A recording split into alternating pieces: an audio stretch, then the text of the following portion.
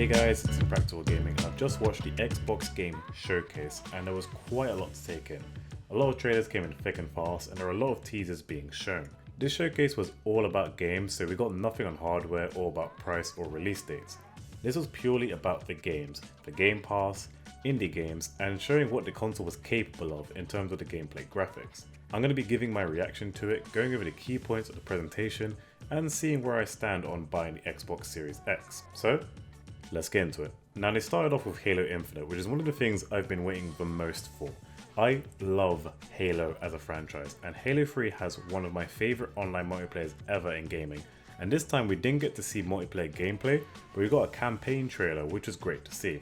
It seems like Halo Infinite will be very story heavy, and more effort will be put into making the story a strong part of the game, whereas in the past I just went straight into multiplayer. The story is a bit confusing from what we saw in the trailer, but I'm sure more will be revealed in days to come. The music was very nostalgic and beautiful, and the graphics were decent, but didn't really flex the muscles of the Series X like we all thought it would. We also got to see the old weapons back along with some new ones, like the grappling hook, which brings a whole new dimension to Halo combat. Seeing the Covenants was great and killing them off looked very satisfying. However, it's a shame we only got to see 8 minutes of gameplay and nothing on the multiplayer, which is kind of the theme for this showcase, a lot of teasing and not a lot of gameplay. I am excited for Halo Infinite nonetheless, which is one of the biggest IPs on the Xbox, and according to Nebellion on Twitter, it will be the last standalone Halo release for the foreseeable future, so it has quite a lot to live up to. Now I'm also excited for Fable 4, which is officially announced at the end of the showcase with a very short teaser trailer. We didn't get to see any gameplay as expected, it was basically just a trailer showing the world with the Fable logo coming on the screen, but that was enough to send Twitter into a frenzy. I haven't played Fable that much in the past, I've just seen gameplay of other YouTubers playing it, and it looks really interesting and fun. It looks like an IP that I could probably get into. It does have that British humour and the devs are based in England where I live, so it might resonate with me in that respect. I'll probably go back and play the previous games just to see how I experienced it firsthand. We also got to see Everwild by Rare, which looks really beautiful. Rare are so good at that like stylized pastel coloured art style, and Everwild really sends it home for me as it has almost that Breath of the Wild kind of colour scheme and look. This kind of open world natural setting is really appealing to me, and the fantasy game is right up my alley. But again, we have no gameplay and no release date is confirmed, so I'm cautiously optimistic. Now personally, State of Decay 3 looks pretty awesome to me. It's great to see a black girl as the lead in a game that was showcased on a show of this scale, and I am a sucker for these hunting in the snow environments, which is why I like the opening scenes of The Last of Us Part 2. However, no release date, so it's still in early development. So again, I'm cautiously optimistic. We saw a lot of variety in the games that they showed us, which is epitomized by a new IP from Obsidian coming to Xbox called Everwild. This is a first-person RPG game which we don't see enough of on Xbox, I feel. It seems to be more action-type games, so I think this is a good direction for them to go in and lean into adding more high-profile RPGs into their library.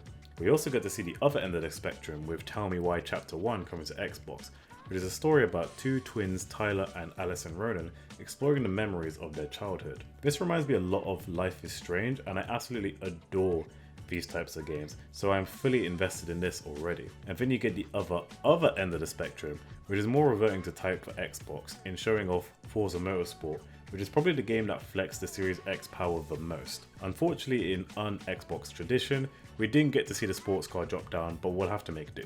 They also announced quite a lot of games at launch, which I'll run through quickly, like The Stalker 2, Warhammer 40k Darktide, Tetris Effect Connected, and The Gunk, which has an art style similar to Psychonauts 2, which also was shown in this showcase and had some of the most psychedelic scenes I've ever seen in a game trailer.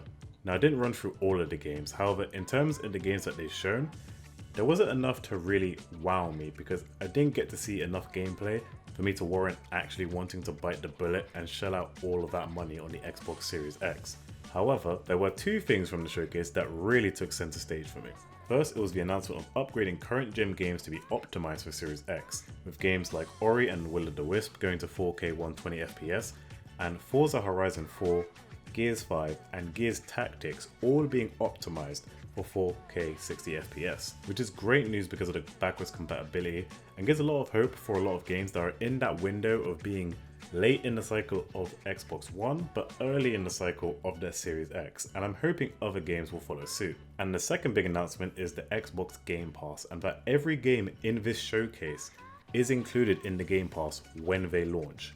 This is huge. The service already is a big step forward in streaming games, which is likely to be the future, but to have all the games available at launch with the Game Pass just opens the door for so many people who can't afford to buy every game out there and can just sample games from genres they may not have even played before. MatPat said it on the post-game show, and I agree.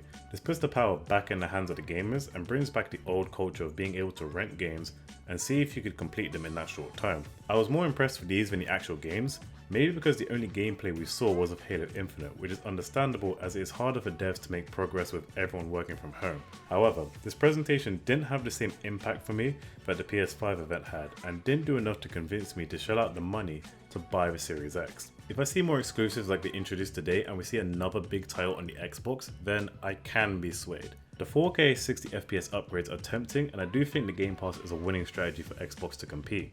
However, right now I would probably only buy the Series X as more of an all-round entertainment system as opposed to solely buying it for the games.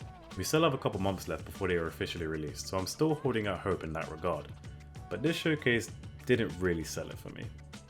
Well, that's it for me. If you enjoyed, leave a like, subscribe, and make sure to leave a comment down below about what you guys thought about the Xbox Game Showcase. Thanks for watching, and I'll see you next time.